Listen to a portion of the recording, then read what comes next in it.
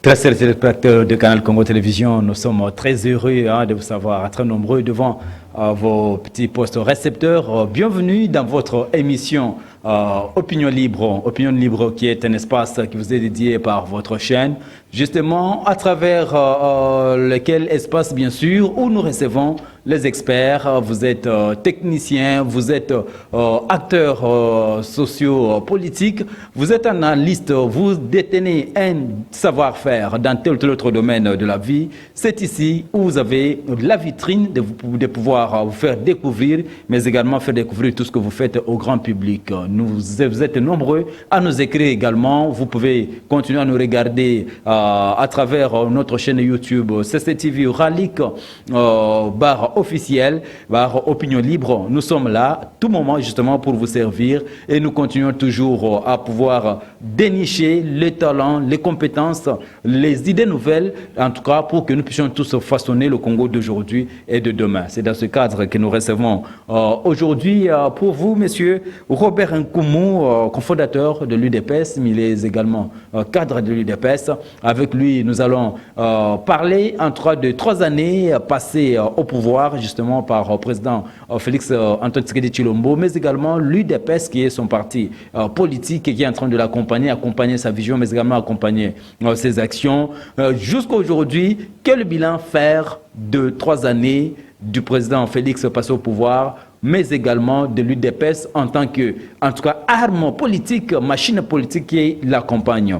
Nous allons également parler, vous le savez, ça continue encore à faire couler d'encre et de salive, le feuilleton Kabound. Dans quelques instants, bien sûr, vous le savez, en tout cas, la commission de discipline du parti est déjà en ordre, justement. Il va devoir soumettre la question de Kabound, justement, pour la traiter et comprendre. Nous sommes tous en train d'attendre quelles sont les résolutions qui seront retenues, justement, en faveur ou contre Jean-Marc Kabound, le président haï de l'UDPS, mais également premier vice-président de l'Assemblée nationale. Voilà au moins le sommaire de votre émission pour aujourd'hui. Monsieur Robert Nkoumou, je reviens à vous. Bonjour. Bonjour, monsieur le journaliste. Merci d'avoir accepté notre invitation. Merci de m'avoir invité pour la première fois dans votre émission. Aussi, participer dans ce beau cadre de votre chaîne pour la première fois. Oui. D'ailleurs, félicitations. Merci beaucoup. À vous-même, à votre patron, le chairman Bemba, oui, qui se bat tant bien que mal, puisqu'il a connu beaucoup de difficultés dans sa chaîne qui a eu incendie. Oui. Aujourd'hui, il se maintient. Merci beaucoup. Merci beaucoup, monsieur Robert Nkoumou. Dans l'ensemble, nous avons tous 30 minutes, justement. Vous avez 30 minutes pour convaincre notre public à travers plusieurs thématiques. La première des questions que je peux vous poser, c'est juste de dire, l'UDPS, votre parti politique, a eu à passer près de 37 ans dans l'opposition et vous êtes au pouvoir aujourd'hui, 3 années après. Quel sentiment qui vous caractérise? Merci, messieurs les journalistes. Vous savez, quand on prend un mandat, le mandat a 5 ans. C'est le programme de 5 ans qu'on doit faire le bilan. Et si on est à mi-parcours, évidemment, on fait... Le bilan mi-parcours, on peut en faire. Mais justement, je me dis, la question c'est... On voit la projection là où on va. Ma question là où on va, parce que nous, même en 2011, quand nous partions aux élections avec les Sphinx, on avait un seul but. On va gagner les élections présidentielles.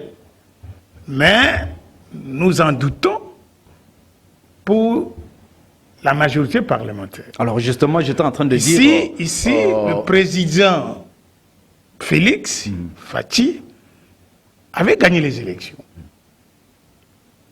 Il a la majorité présidentielle et les autres avaient la majorité parlementaire. Alors justement, puisque je vous relance dans ce que vous êtes en train de dire. Je voudrais un peu demander, ma question allait dans le sens de savoir, UDPS, après un long moment de bataille, 3 années, vous êtes au pouvoir, quel sentiment qui vous caractérise en tant que parti politique? C'est la première des questions.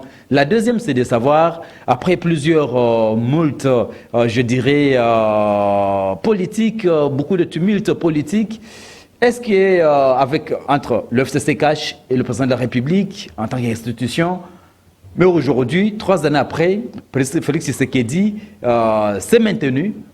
Est-ce que vous aviez vraiment l'impression que ça devrait être comme cela? Merci. Quel est mon sentiment après 37 ans de lutte, de limiter au Mongaliema, 37 ans. Parcours des combattants. Oui, oui. Nous avions lutté. Le sentiment ne peut être que de joie. Ce jour, le 24 janvier 2019, je ne croyais pas que Kabila lâchera le pouvoir et fera la remise des reprises. Je ne croyais pas. Donc c'est une date historique, justement. Et quand le jour de prestation de serment, je n'étais pas là. Je dis, bon, vraiment. Et le jour de la remise des reprises, ça c'était un jour que moi je ne peux pas oublier. Le jour de le service protocole m'appelle, non, il faut venir. Ou au Palais de la Nation. J'ai assisté. Et je ne croyais pas. Et quand la remise des reprises terminée, et quand le président Félix fait un tour pour descendre, faire au revoir à Kabila, et Kabila, qui était venu avec l'escorte, il rentre avec sa voiture. C'est à ce moment-là que vous êtes vraiment, que je me suis, le pouvoir a changé. C'était inattendu. Ok. Ah bon?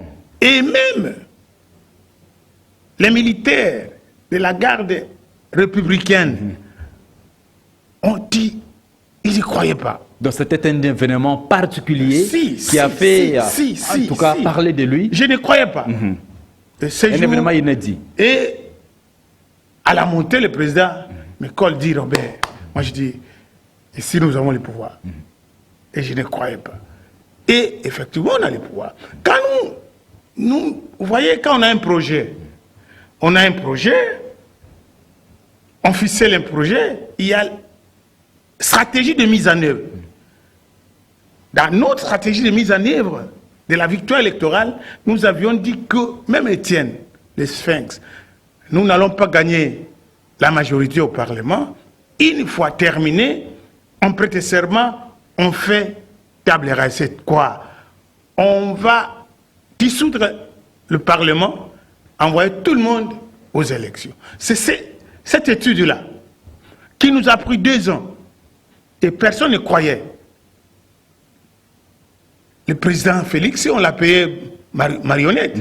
Dans la ville ici. Est-ce que vous-même, en tant que cofondateur de l'UDFS... Je vous dis, stratégie de mise en œuvre. Ok. Le président, c'est un homme subtil qui encaisse, il dit 10 mots. Et vous le croyez comme un homme naïf, mais il rumine, il prend le temps pour réfléchir. Et les jours où, aux États-Unis, il dit, je vais déboulonner la machine de FCC. Personne ne le croyait. Et j'ai vu les gens de FCC, Chadari, qui était notre président fédéral Maniema, il dit non, personne ne peut pas nous intimider. On est devant intimider. Et après, au lieu de dissoudre le Parlement, vous avez changé de stratégie. Le président a transformé la majorité. Et nulle part au monde. La majorité a eu à basculer. Il a requalifié la majorité. Oui. Même les politologues des sciences politiques, des experts en sciences politiques, n'y reviennent pas. Comment transformer une majorité sans élection? Puisque nous, avec les Sphinx, Cette stratégie-là, M. Robert Nkoumou, oui.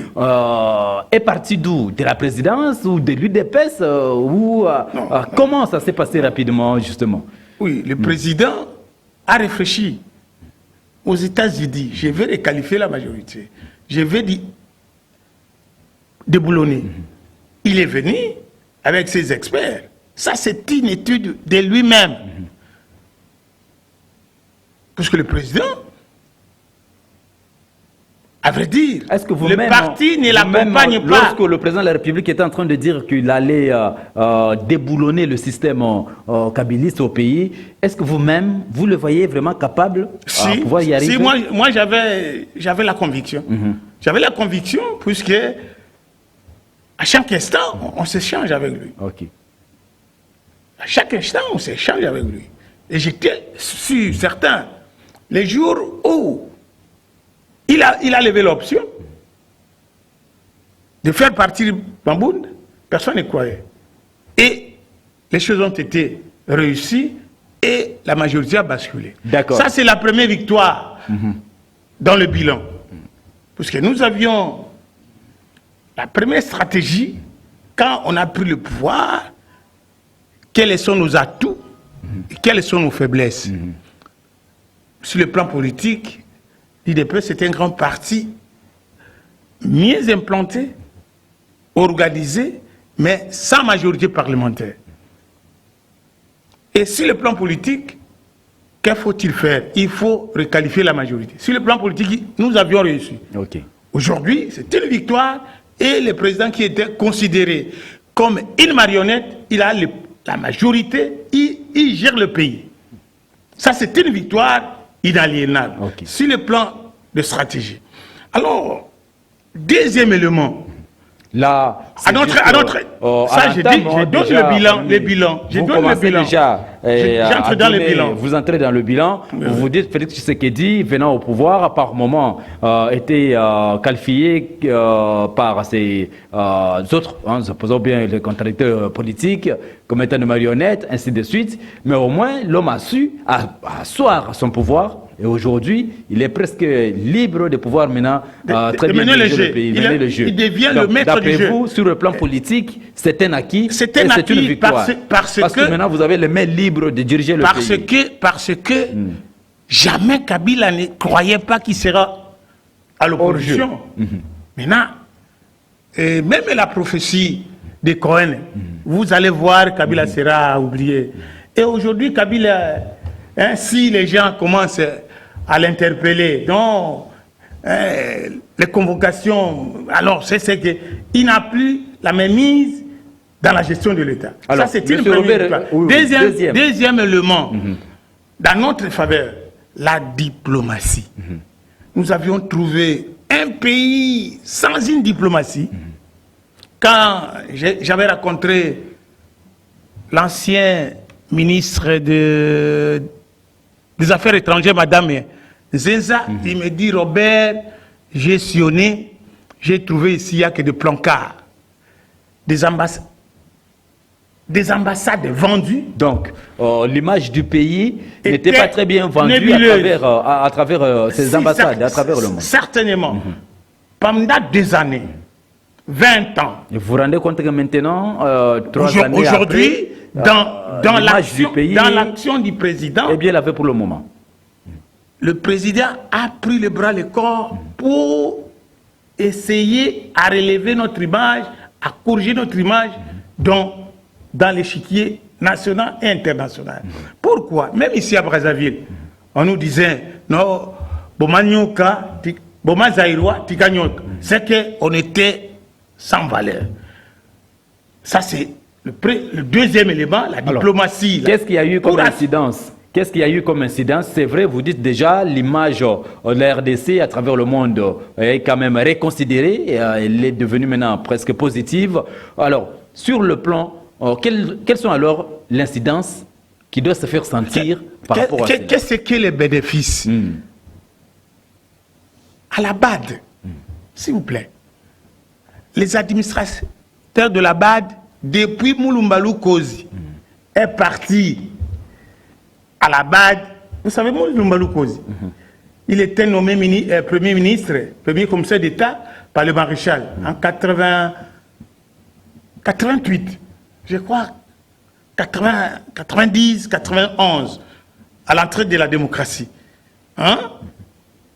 Depuis là, depuis que Mouloumba Loukouté est parti à la BAD, nous avons un administrateur à la personne de notre frère de Bandundu qui était Olamouka, le professeur Matungulu. C'était un acquis. Alors justement, parce que déjà un acquis, vous dites maintenant la RDC est représentée dans presque toutes les structures vous voyez, au niveau international, au niveau continental. Oui, vous voyez, à l'Union africaine, on a fait un mandat depuis que le maréchal est parti, comme président de l'Union africaine, de l'OIA, et Kamanda Wakamanda, le secrétaire général de l'Union africaine. Le Congo n'a jamais représenté à l'Union africaine. Mais vous le savez, oui, c'est un acquis, mais vous le savez que le fait d'avoir présidé à la tête de l'Union africaine, ça ne relève pas de la politique du pays, mais par contre, parce que ça fait à tour de rôle, n'est-ce pas? C'est chaque pays africain qui... Mais vous savez, depuis quand le maréchal a été le président de l'Union africaine, et pendant tous ces temps, le Congo ne pouvait pas présider. Alors vous dites que c'est là, ça s'est passé suite à la bonne diplomatie de Félix Tshisekedi. Mais c'est assez que le président vient de prendre le pouvoir, la présidence. On a été représenté que par Sassou. Voilà, nous retenons que sur le plan diplomatique, maintenant, la voix de RDC est entendue à travers le monde, à travers les structures au niveau continental. Et cela a incidence sur le plan financier. Ok. Les institutions de Bretton Woods, on a repris les réformes, les programmes avec les FMI. Quand j'ai suivi hier le président de la Nouvel Élan, lui-même il reconnaît, pour ne pas le citer, lui-même il reconnaît que pour la première fois, 1,5 milliard, malgré qu'on va donner de manière échelonnée, mais lui, il faisait un effort pour avoir même 500 millions, il ne l'a pas eu. Ils avaient que dans le programme de réforme, PTT, ainsi de suite, ils n'avaient pas eu les fonds de ces organisations internationales. Vous voyez, c'est un acquis aussi, s'il vous plaît. Donc, sur le plan diplomatique, a une incidence sur le plan financier. Donc, ici, et sur le plan financier, dans les réformes économico-financières, j'étais, s'il vous plaît, à la fonction publique, au ministère des Finances. Il y a un ami qui parlait avec son correspondant, il dit, ici chez nous maintenant, avec l'IGF, il y a difficulté de prendre l'argent facilement. C'est que la conscience des Congolais commence à revenir. Nous, puisque nous avions fait, il va dans la stratégie, de mise en œuvre de notre stratégie, de notre programme, il fallait avoir tout d'abord le plan politique, diplomatique, et commencer les réformes. Puisqu'on ne peut pas faire de réformes socio-économiques avec un Parlement qu'on ne contrôle pas.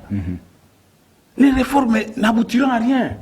Aujourd'hui, au moins, nous avons un gouvernement qui, 8 mois seulement, les recettes commencent à remonter. Alors, ça veut dire qu'il y a incidence. Pour ces 3 années, pour ne pas vous prendre au mot, pour ces 3 années de fait, c'est ce qui est dit, parce que nous sommes en train quand même de faire le mi-parcours, le mi-bilan, justement par rapport à ces 3 années de fait, ce qui est dit, vous avez eu à révéler, quand même à relever quelques points forts, justement par rapport à ce qui concerne la diplomatie, en ce qui concerne la requalification de la majorité parlementaire, vous avez dit l'incidence de la diplomatie, c'est qu'aujourd'hui, nous avons renouvelé avec les institutions de Bretton Woods, ce qui fait en sorte qu'aujourd'hui, quand même, la RDC a près de 1,5 milliard de dollars américains en termes de réserves au niveau de la Banque centrale. Justement, alors... mais les choses sont en train de se faire entendre parce qu'aujourd'hui, déjà l'année prochaine, c'est une année électorale. Les gens voudraient voir sur le plan social du concret. En tout cas, presque partout, on dit qu'il n'y a pas du concret, ce qui a été fait. Qu'est-ce qui retient, en tout cas, votre souffle pour le moment? Vous voyez, monsieur le journaliste. Les bases, vous avez dit, vous êtes en train de les poser. Émile, oui. Quand on fait des stratégies, on fait un projet, il y a les stratégies de mise en œuvre. Les élections, c'est à 24 mois. Et moi, je suis expert électoral. Si vous commencez à poser les actes de manière précoce, la population va oublier. Il faut poser des actes qui peuvent avoir des nous avons à long terme. Ici, nous sommes en train de donner, de jeter des bases solides pour élever le pays au fond du gouffre. Le pays au fond du gouffre. Nous avons plus de 100 millions d'habitants avec un budget, de Mouzito lui-même l'a dit, à 3 milliards. C'est la première fois. Il a reconnu. S'ils vont atteindre les 11 milliards de dollars, ça a été voté comme c'est voté, ça sera un grand effort. Et nous pensons que nous allons réaliser les 11 milliards. Ici, pour ce qui est sentir les sociales, on ne peut pas bâtir l'économie sans une bonne politique. Fais-moi la bonne politique, je vous ferai les bonnes finances. Et les bonnes finances à l'incidence sociale. Et ici, nous sommes en train de nous battre pour changer la mentalité des hommes. Et la mentalité des hommes est tout d'abord la sanction positive et négative. Nous avions, malheureusement, le mal pour nous. Les Congolais, nous avons un seul problème, c'est la crise d'homme dans notre société. Et la crise d'homme est avant tout morale. Et quand les magistrats qui ont la charge, le bras séculier de donner l'impulsion de l'état des droits, ils se font manipuler par le ventre. Ils rendent justice par le besoin de leur ventre. C'est ça le problème. C'est pour cela. Je suis en train d'aller dans le même sens que vous. Vous voulez nous dire qu'aujourd'hui, c'est vrai que jusque-là, dans ce que vous avez eu à faire, vous êtes confronté à ce problème du changement de mentalité au niveau de la société congolaise, et que aussi la justice n'est pas en train d'accompagner les actions du chef de l'État par rapport à ses attentes. Certainement, monsieur le journaliste. Dans notre projet de société, c'est l'homme qui est au centre de toute action. Et cet homme doit être moralement pur. Et si nous avons des hommes impurs et qui ne visent que l'argent, les pouvoirs pour les pouvoirs, il n'y aura rien. C'est pour cela que nous demandons. Vous allez plus loin à activer. C'est pour cela que le président demande au Conseil supérieur de la magistrature d'engager des magistrats. On ne peut pas avoir... Nous avons 3000 magistrats à travers le pays, mais c'est insuffisant, alors que nous avons 145 territoires et près de 100 millions d'habitants, c'est très insignifiant. C'est insuffisant. Et nous devons avoir des magistrats pour rendre justice, et la bonne justice, et aussi les rémunérations. Et voilà les résultats. Alors, le ministre de la fonction publique vient de rémunérer 22 000 et jusqu'à juillet 2022, les nouvelles unités termineront et on va retraiter les gens et les jeunes gens auront du travail et on avancera. Et donc, la production... Si je vous comprends très bien, justement, je comprends que la première mission, justement, du pouvoir du président Félix Tshisekedi, c'est juste d'abord ramener le pays sur les rails, poser les fondamentaux sur lesquels, en tout cas, le projet peut bien aller. C'est vrai que depuis qu'il est là, il nous avait promis qu'au niveau de l'Est, la guerre devrait terminer. Malheureusement, on continue toujours à tuer. Et, Mais oui, la guerre, la sécurité, un des points saillants. La sécurité, mais l'affairisme de nos frères de l'Est. On fait la mutualisation avec l'armée ougandaise. Ils importent les uniformes de l'armée ougandaise. Vous voyez comment l'affairisme de nos frères... Alors... Donc vous dites que... Tout ça, c'est l'homme. Si nous avons des généraux et beaucoup commerçants aussi activés par les Congolais. Ce sont des Congolais aussi qui sont derrière, qui ne veulent pas que la guerre puisse se terminer. Nous n'avons qu'un seul pays. Le président lui-même a donné sa tête à couper avant la fin de ses mandats. Hein? Il faut que la guerre termine. Et c'est ça notre objectif. Alors, aussi. Parce que nous sommes en train déjà de descendre, justement, avec ce numéro de l'émission qui est très très important. Je rappelle que vous nous regardez à travers Canal Congo Télévision, sur d'abord à travers votre magazine Opinion Libre. Nous sommes en train de recevoir M. Robert Nkoumou, qui est cadre de l'UDPS, un des cadres de l'UDPS, mais cofondateur. Justement, il est également dans les anciens. Il continue encore à être là comme sage du parti. Monsieur Robert, nous sommes en train de descendre déjà pour clore cette émission.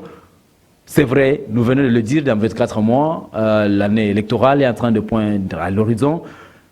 Quelle chance, aujourd'hui, quel est l'élément fort sur lequel vous, l'UDPS, vous vous appuyez, peut-être aussi le chef de l'État, et que le Congolais pourrait lui renouveler le mandat? Nous n'avons que nos piliers, notre projet de société, le peuple d'abord. Le peuple d'abord qui aujourd'hui est presque désacralisé avec des détournements ça et là, que ce soit au niveau du gouvernement. Vous voyez, je l'ai dit tantôt, c'est un problème moral de l'homme. Nous avons un projet de société qui est bancable. Et nous avons des piliers que le président de la République est en train de marcher avec. Nous avons 3 piliers dans notre projet de société. État de droit, la mise en place des institutions démocratiques et la pratique du fédéralisme. Les institutions démocratiques ne peuvent être possibles que la bonne tenue des élections libres et démocratiques. Merci, pour avoir Robert, les dirigeants en train de déterminer et aussi la mise en place du fédéralisme. Vous voyez, le président vient de lancer le programme de développement à la base local de 145 territoires. C'est ça. La toute dernière question, justement, êtes-vous d'accord pour le départ de Jean-Marc Kabunda à la tête du parti, oui ou non? On finit par là. Non, ça, je ne peux pas répondre de manière brute, oui ou non. Chacun assume la volonté de la base. À l'UDPS, c'est le triangle renversé, la pyramide renversée. C'est la base qui décide. Et pour l'honneur de Jean-Marc, il doit rendre le tablier. Et comment? Comment? Puisque maintenant, j'attends la commission de discipline. La commission de discipline, les statuts corrigés sont une commission de la deuxième convention démocratique du parti. Et la convention démocratique du parti est en contradiction avec Jean-Marc Kabunda. La convention, ça ne peut pas être juge parti. Pour la solution de la crise au sein de l'UDPS, nous appelons tout le monde à l'organisation du conclave de l'unité et de la réconciliation, pour mettre tous les fils et filles de l'UDPS autour d'une même table pour résoudre le problème de la crise. Il y a des gens qui disent il y a le retour à l'égalité, la justice, le droit, des fois, ne rendent pas de bonnes choses, puisque nous avons des statuts dépassés. Voilà. Nos statuts datent de 2013, quand on était à l'opposition. Maintenant que nous sommes au pouvoir, nous devons adapter nos statuts si la donne de gestion du pouvoir. Merci beaucoup, Monsieur Robert Nkoumou, d'avoir répondu à notre invitation, mais également merci pour votre esprit éclairé. On sent que nous avons un sage, en tout cas qui est des passionnés, mais qui réfléchit entre eux objectivement et qui émet, mais aussi de l'espoir pour que, en ce qui concerne le décollage de la RDC, c'est que nous voulons tous, parce que ce Congo est le nôtre et nous devons travailler pour que ce Congo puisse se développer. Nous disons merci à Dieu merci qu'il faut et Moro Nzambe qui ont réalisé cette émission. Et nous disons également merci à Olivier Lungongo qui était derrière les caméras de CCTV. En tout cas, merci beaucoup pour votre travail. Nous vous disons également merci, vous, très chers téléspectateurs, de nous avoir regardé mais également suivi. Vous pouvez continuer encore à suivre cette émission à travers notre chaîne YouTube CCTV Ralik officiel, Opinion Libre. Vous allez nous retrouver. Continuez toujours à nous écrire. Vous avez également le numéro de contact au bas de vos écrans. Si vous avez des idées nouvelles à pouvoir communiquer avec le reste du monde, avec le reste des Congolais, faire valoir ce que vous faites comme travail, c'est par ici, votre vitrine. Merci de nous avoir écoutés. Nous allons nous retrouver très prochainement avec un autre invité pour d'autres actualités. Ciao.